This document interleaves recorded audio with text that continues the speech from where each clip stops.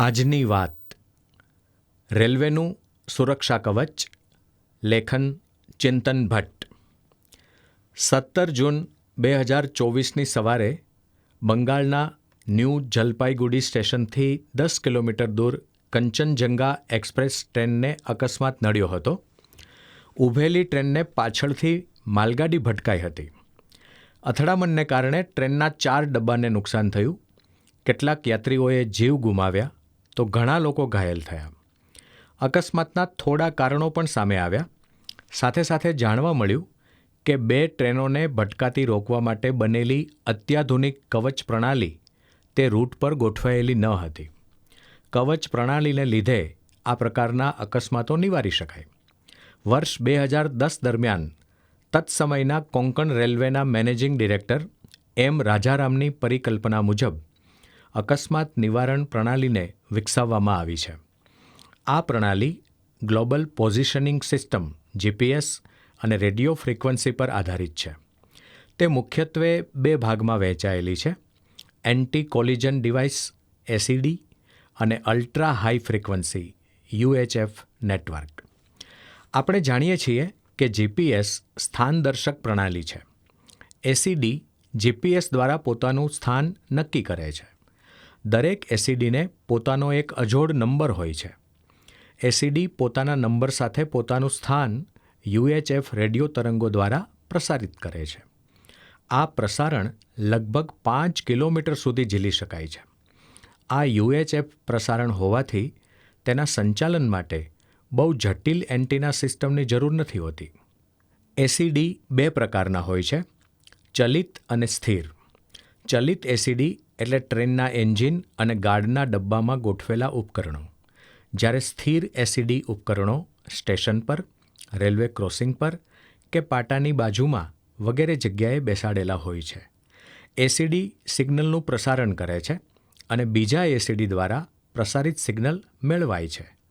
આ ઉપરાંત ટ્રેનમાં સ્વયં સંચાલિત બ્રેક યુનિટ પણ સામેલ હોય છે. અત્યંત ઝડપથી દોડતી ટ્રેનને સલામત ઊભી રાખવા માટે લગભગ 2 કિલોમીટર જેટલું અંતર જોઈએ. વંદે ભારત જેવી અતિ ઝડપી ટ્રેન માટે આ અંતર વધારે પણ જોઈએ. અહીં પાયાની વાત એ છે કે આ પ્રણાલીને માટે તે રૂટ પરથી પસાર થતી બધી જ ટ્રેનમાં ACD હોય તો જ એ કામ કરી શકે. દોડતી ટ્રેન પોતાના સ્થાન અંગેની માહિતીનું સતત પ્રસારણ કરતી રહે છે. એન્જિનનું ઉપકરણ એ જ પાટા પર સામેથી કે પાછળથી ધસી આવતી ટ્રેન તરફથી સિગ્નલ મેળવે તો બંને ટ્રેનમાં સ્વયં સંચાલિત બ્રેકિંગ સિસ્ટમને સક્રિય કરી દે છે, જેથી બંને ટ્રેનને બ્રેક લાગવાની શરૂ થઈ જાય છે અને થોડા જ વખતમાં બંને ટ્રેનો ઊભી રહી જાય. એન્જિનનું ACD ઊભેલી ટ્રેન અથવા ચાલતી ટ્રેનને ઓળખી કાઢે છે અને બીજી ટ્રેન જો આગળ જતી હોય તો પોતાની ગતિ ઓછી કરી દે, જેથી બંને ટ્રેન વચ્ચેનું અંતર વધી જાય. આવું જ ACD ઉપકરણ ગાર્ડના ડબ્બામાં પણ ગોઠવેલું હોય છે. તેની મારફતે ગાર્ડ એન્જિન ACDનું નિરીક્ષણ સતત કરતા રહે છે.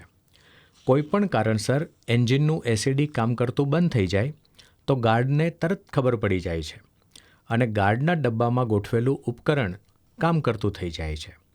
આ ઉપરાંત જો ટ્રેનમાં કંઈક અજુગતું બન્યું હોય તેમ ગાર્ડને લાગે, ઉદાહરણ તરીકે ટ્રેનમાં આગ લાગે, તો ગાર્ડ પોતે ACDને નિયંત્રણમાં લઈને ચેતવણીના સિગ્નલ મોકલી શકે છે. રેલવે સ્ટેશન પર સ્ટેશન માસ્તરની ઓફિસમાં પણ આ ઉપકરણ લગાવેલું હોય છે. સ્ટેશન પરથી પસાર થતી ટ્રેનમાં કંઈક અનિચ્છનીય દેખાય તો સ્ટેશન માસ્તર પણ પસાર થતી ટ્રેનને સિગ્નલ મોકલી શકે છે. તદુપરાંત આવતી જતી ટ્રેનના સિગ્નલ ઝીલી તેનું નિરીક્ષણ કરી શકાય છે. બધા જ ક્રોસિંગ પર સૂર્યશક્તિથી ચાલતા આ ઉપકરણો ગોઠવેલા હોય છે, જે ક્રોસિંગ વિશેની માહિતીનું સતત પ્રસારણ કરતા રહે છે. આ માહિતી એન્જિનનું ઉપકરણ ઝીલી લે છે અને જરૂર મુજબ ટ્રેનનું ગતિ નિયંત્રણ થઈ શકે છે. ટૂંકમાં કવચ પ્રણાલી અંતર્ગત આવરી લેવાતી દરેક ટ્રેન પોતાની ઓળખ સાથેની માહિતી અને કમાન્ડનું સતત પ્રસારણ કરે છે. જ્યારે એક ACD બીજા ACDના પ્રસારણ વિસ્તારમાં આવે ત્યારે આ સિગ્નલનો વિનિમય થાય છે. પોતે ઉત્પન્ન કરેલી માહિતી ઉપરાંત બહારથી અપાતા આદેશને એસીડી વહન કરે છે. વળી ટ્રેનની ગતિના જુદા જુદા પ્રકારના નિયમો એસીડી સંગ્રહી રાખી તેને અનુસરે છે. હા, લોકો ટ્રેન ચાલકને દૃશ્ય શ્રાવ્ય માધ્યમ દ્વારા સૂચિત પણ કરે છે. લગભગ 2 દાયકા પહેલાં લાંબા સમય સુધી કવચનું નોર્થ ફ્રન્ટિયર રેલવેના રૂટ પર સફળ પરીક્ષણ કરવામાં આવ્યું હતું. તેમાં 53 રેલવે સ્ટેશન, 27 અમાનવ રેલવે ક્રોસિંગ, 98 રેલવે એન્જિન અને 179 ભૂમિગત એસીડી ઉપકરણો સાથે 760 કિલોમીટરના કોંકણ રેલવેના રૂટ પર 250 ટ્રેનને આવરી લેતા 589 રેલવે એન્જિન માટેના કુલ 1508 ઉપકરણો હતા. ટેકનોલોજીના વિકાસની સાથે તેમજ ટ્રેનની ગતિ વધતા તેમાં જરૂરી નવીનીકરણ પણ કરવામાં આવ્યું છે. ભારતીય રેલવેના સ્વર્ણિમ ચતુર્ભુજ રૂટને 2027-28 સુધીમાં વિશ્વની સૌથી સસ્તી અને સૌથી વધુ કાર્યક્ષમ સ્વદેશી રેલવે સુરક્ષા પ્રણાલીથી સજ્જ કરવાની નેમ છે. ભારતીય રેલવેના કુલ 64,000 કિલોમીટરના રૂટને પણ એકાદ દાયકામાં સુરક્ષિત કરવામાં આવશે તેવી આશા છે. રેલવેની સુરક્ષા કવચ પ્રણાલી વિકસાવવાની જરૂરિયાત ઓગસ્ટ 1999માં પશ્ચિમ બંગાળના ગાઇઝલ રેલવે સ્ટેશન પાસે થયેલા ટ્રેન અકસ્માતથી ઊભી થઈ. આ અકસ્માતે 300 લોકોનો ભોગ લીધો હતો. એ સમયે વિશ્વમાં ક્યાંય આપણી જરૂરિયાત સંતોષે તેવી રેલવે સુરક્ષા પ્રણાલી મળતી ન હતી. માટે આપ મુવા વિના સ્વર્ગે ના જવાય જેવી સ્થિતિમાં કોંકણ રેલવેએ સુરક્ષા પ્રણાલી વિકસાવવાનું બીડું ઝડપ્યું અને ફક્ત 90 દિવસમાં જ પ્રાથમિક ડિઝાઇન તૈયાર કરી. કહેવાય છે કે આવિષ્કારની જનની આવશ્યકતા છે, પરંતુ અહીં આવિષ્કારનો જનક અકસ્માત બન્યો. હવે એક બીજો પ્રસંગ જોઈએ. આપણે જાણીએ છીએ કે રેલવેનું માલ પરિવહનમાં પણ મોટું યોગદાન છે.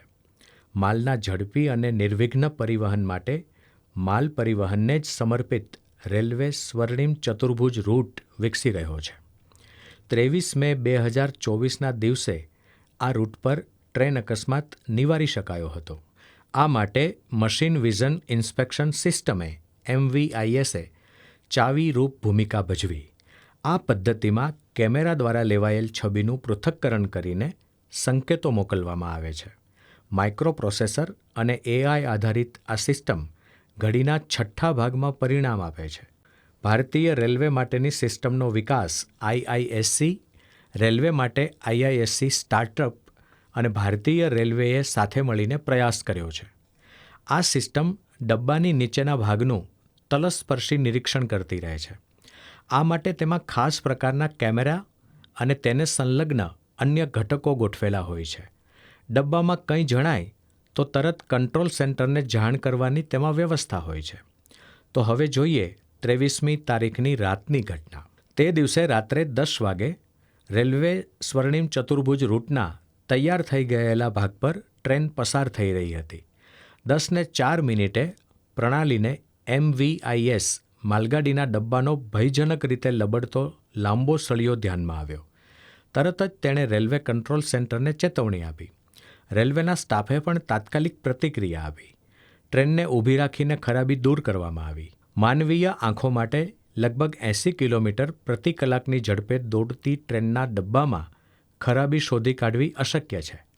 આ શક્ય બને છે યાંત્રિક આંખથી અને આર્ટિફિશિયલ ઇન્ટેલિજન્સથી. ટ્રેનના પરીક્ષણ માટે ભારતીય રેલવે આધુનિક ટેકનોલોજીનો ઉપયોગ કરે છે. મુસાફરોની સંખ્યા, ટ્રેનની ગતિ અને ટ્રેનની સંખ્યા સતત વધતી જાય છે. આ પરિસ્થિતિમાં બાવા આદમના જમાનાની સુરક્ષા પદ્ધતિ યોગ્ય રીતે કામ ન કરે તે સ્વાભાવિક છે. સંજોગોને અનુરૂપ આધુનિક સુરક્ષા પદ્ધતિઓ હવે ઉપલબ્ધ છે. ઝડપથી આ પદ્ધતિઓને રેલવેના દરેક રૂટ પર કાર્યાન્વિત કરવાથી મહદઅંશે અકસ્માત નિવારી શકાય તેવી આશા સેવાય છે.